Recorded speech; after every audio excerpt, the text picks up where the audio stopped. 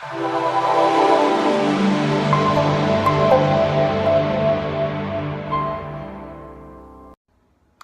everyone, it's Yvonne Inglesas here from the Eating Disorder Recovery Hub, and it's day 3 of my month of Facebook Lives. Today I am talking about self-compassion, and I'm talking about this because someone that I am mentoring has actually asked me, Yvonne, what does it actually mean to be kind to yourself? And I'm going to talk about why this is important for recovery. Now, when you have an eating disorder, one of the things that happens consistently, daily, minute by minute, is that you're really hard on yourself. That inner critic is so loud, and often it's hard to turn that down. So why is self-compassion an important key to recovery? Well, I think it's one of the most important influences into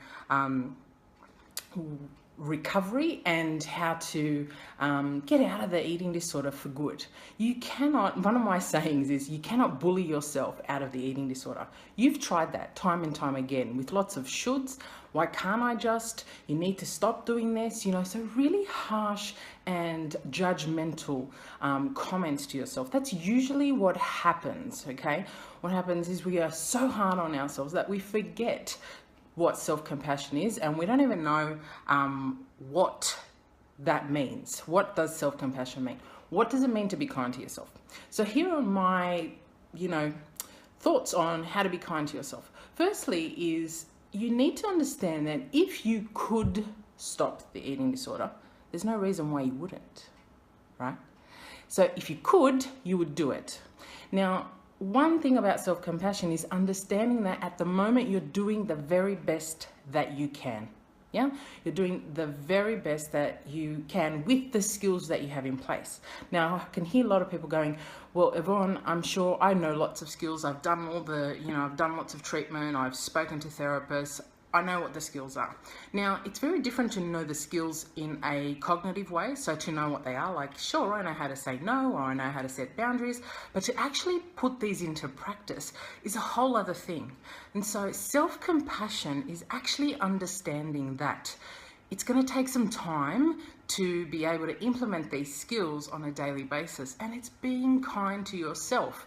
More often than not, people that struggle with eating disorders have no issue with being kind to other people and having compassion and understanding for them. But when it comes to self, it's really tough because your inner critic goes crazy and really beats yourself up. I know I used to use horrible words to describe myself, and in my head I'd be like, you're stupid, you're disgusting, you're fat, you're ugly, you're this.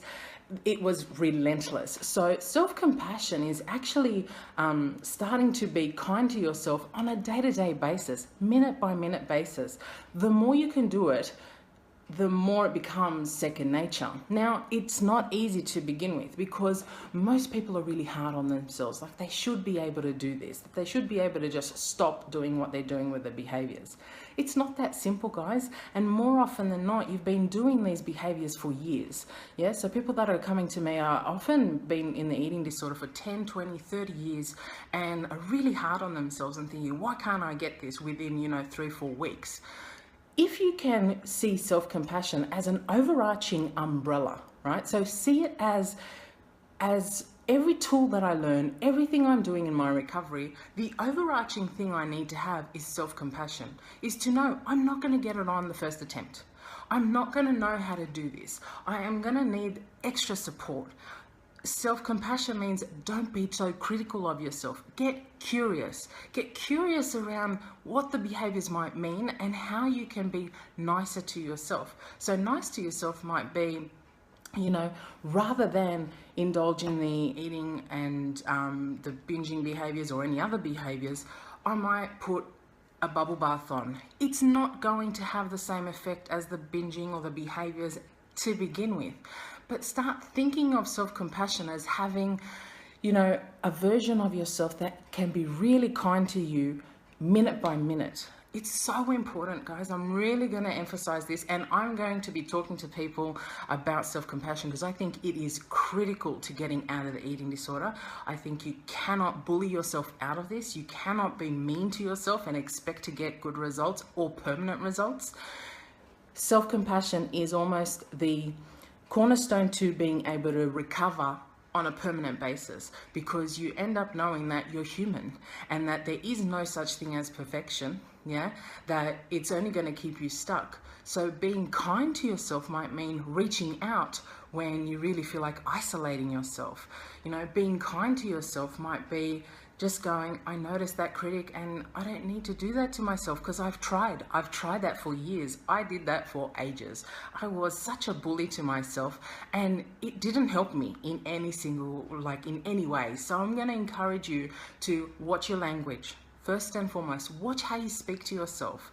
Start being nice to yourself by just going, I don't need to listen to that. You don't even have to say, I'm beautiful, I'm wonderful, because sometimes that can seem too far away, like it's too fake. And so I always tell the people I'm mentoring, don't put affirmations to sort of repeat daily that feel like they are so far away from where you are. If you're thinking, I'm a horrible person, I'm disgusting, I'm fat, and you're trying to tell yourself every single day, I'm beautiful, they can feel like they don't even fit you. So they don't even land. They don't even feel like they mean anything because they're too fake, right?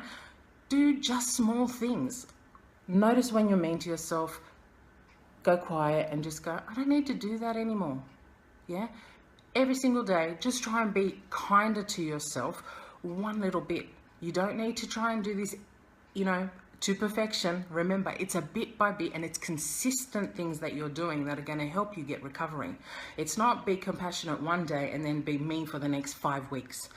This is about starting to cultivate kindness towards yourself on a day-to-day basis. And it could simply be an affirmation, I'm doing the best I can right this second with the skills I've got.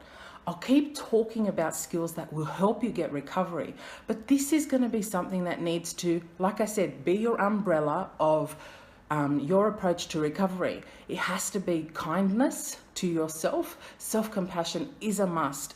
Even on the days where you cannot even think about kindness because you've spent, say, the day binging and purging, or you've spent the day, exercising to the extreme.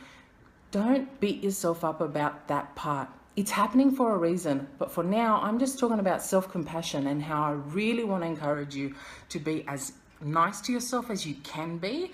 And I will keep interviewing people about self-compassion because, like I said, this is key. Don't forget to subscribe to our Facebook page, and I'll keep talking about issues and things that will help you in your recovery.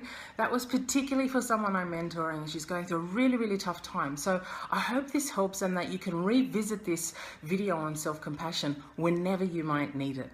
Okay, bye for now.